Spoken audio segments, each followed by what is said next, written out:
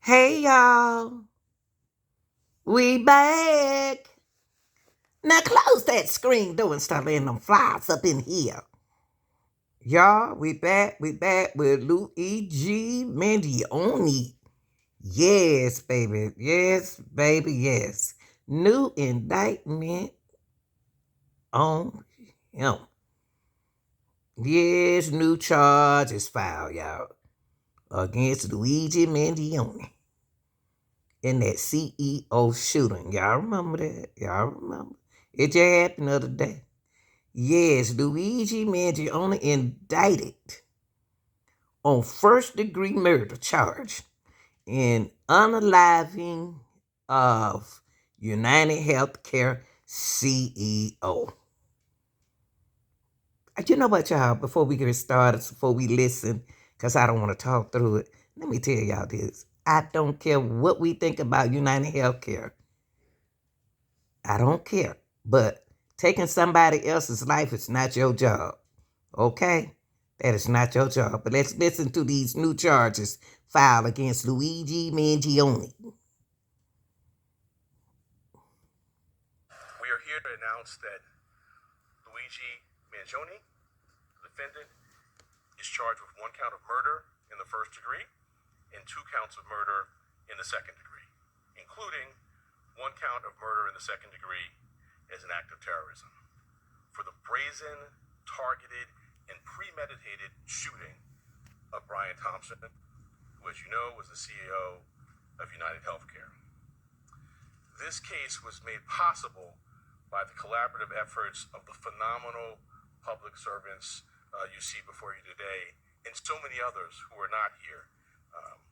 I'm honored to lead the Manhattan District Attorney's Office and privileged to serve alongside Assistant District Attorneys Joel Seidman, Kristen Bailey, and Zachary Kaplan, who were working from the outset, hand in hand, with the greatest police department in the world.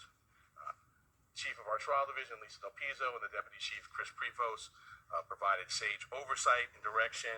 And I want to acknowledge our high technology analysis unit. There was a lot to be processed here. Steve Moran, in particular, who heads that, and Marco Popik. We are privileged here at the DA's office to work every day with the phenomenal public servants at the NYPD. It's been a distinct pleasure to work besides Commissioner Tisch, an exemplary partner, and Chief of Detectives Joseph Kinney. Almost every day we're in touch, and his leadership is second to none. And then Deputy Commissioner Rebecca Weiner, who, as I tell her, there are a lot of challenging things happening in the world, and I sleep better at night knowing that she is the Deputy Commissioner in charge of terrorism.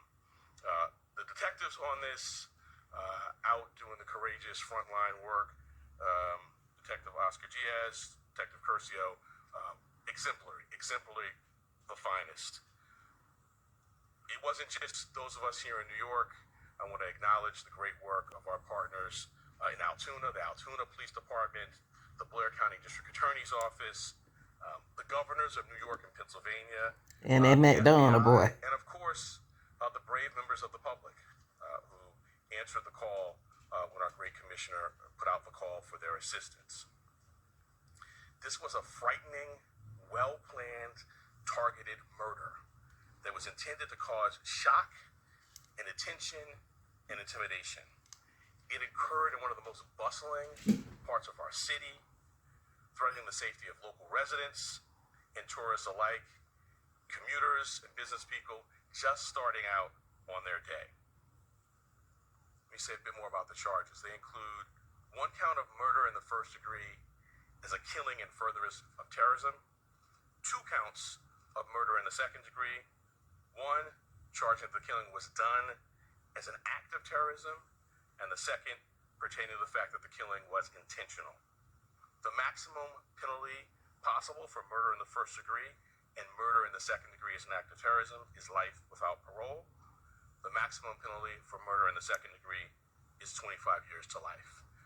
There are additional 26 years old. A number of criminal possession of weapon charges, 2 counts in the second degree, 4 counts in the third degree, 1 count in the fourth 4th degree, and a count of criminal possession of a forged instrument in the 2nd degree. Let me tell you a bit about the facts. On November 24th, we allege that the defendant arrived in New York City to murder Brian Thompson. After the defendant arrived in New York City on a bus at Port Authority, he checked into the hostel on the Upper West Side using the name Mark Rosario with a fake New Jersey ID. On the morning of December 4th, the defendant left the hostel just after 5:30 a.m. and traveled to Midtown. For nearly an hour, we allege the defendant waited in the area near the Hilton Hotel, waiting for Mr. Thompson to appear. From 6:38 a.m. to 6:44 a.m., the defendant stood across from the entrance of the hotel on West 54th Street. When he saw Mr. Thompson, he crossed the street and approached him from behind.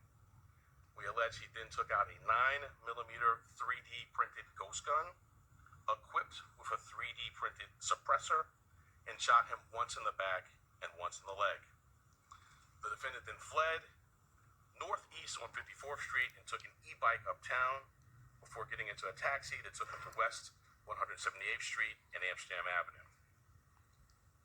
On December 9th, the defendant was spotted at McDonald's in Altoona, Pennsylvania.